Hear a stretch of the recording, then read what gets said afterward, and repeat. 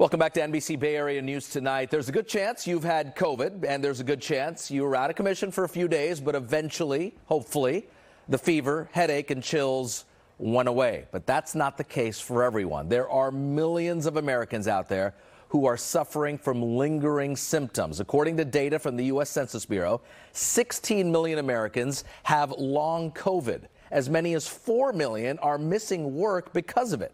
Long COVID can take many forms. Some of the symptoms include chronic fatigue and tiredness, along with the brain fog. It can also make it difficult to breathe, cause chest pains, joint pains, and stomach pains. The list is long. There's a growing community of doctors and patients who say we're not doing a good job of warning people about long COVID. Among them, Charlie McCone from San Francisco. He initially got COVID in March of 2020. Way back then, at the beginning of the pandemic. It's never gone away, he says, and yes, it's changed his life. For 2 years, he's taken to Twitter to share his experience and to share and really criticize our public health leaders who he says are dropping the ball. He has more than 11,000 followers on Twitter since he started this. Joining us now is Charlie McCone from the Sunset District of San Francisco. Charlie, nice to have you on the program. Tell us just in simple terms, are you still feeling bad, and how do you feel on a daily basis? Yeah, I am still, completely debilitated. I got this condition when I just turned 30 years old.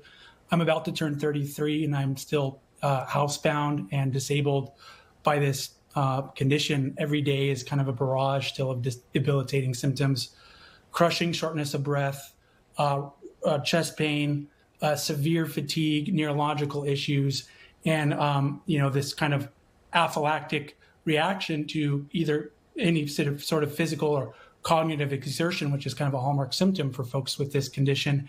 And, I used to bike 10 miles a day. I can't really walk for more than 5 minutes at a time. I used to work 40, 50 hours a week. I can't sit at a computer for more than 30 minutes at a time without having to rest for hours after that. It's kind of like being on biological house arrest, but you can't even enjoy the activities.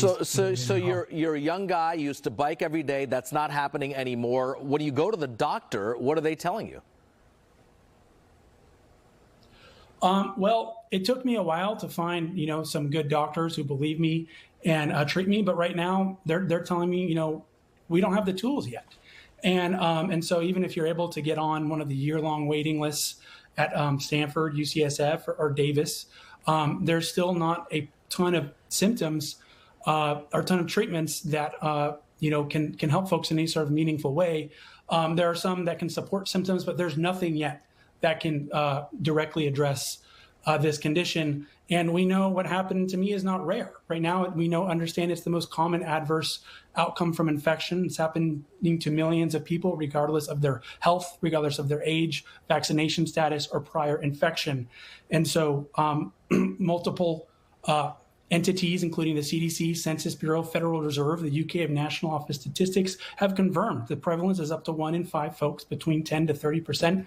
Yet, this is nowhere to be found in our public health warning still nearly 3 years into this. Yeah, and Charlie, let me jump in here.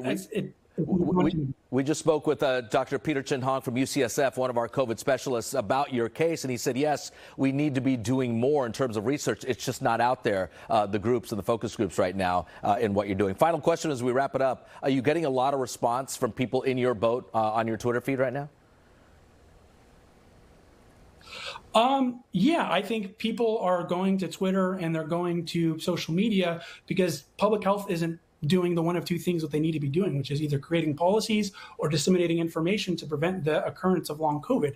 And so folks are going to these places to find out what they need to do or what they need to understand to prevent themselves from becoming ill. And right now, there is no informed consent around folks taking this risk. And I don't understand how folks are supposed to be making personal public health decisions if there still is no public warning around the most common adverse outcome from infection. So I'll just end in saying that nobody thought this was going to happen to them. And we all have a vested interest in trying to better understand this because the chances of it happening to you or someone you love in the coming years is significant. All right, Charlie, we feel bad for what you're going through. We will stay in touch with you, and hopefully it gets better for you. Thanks for joining us tonight.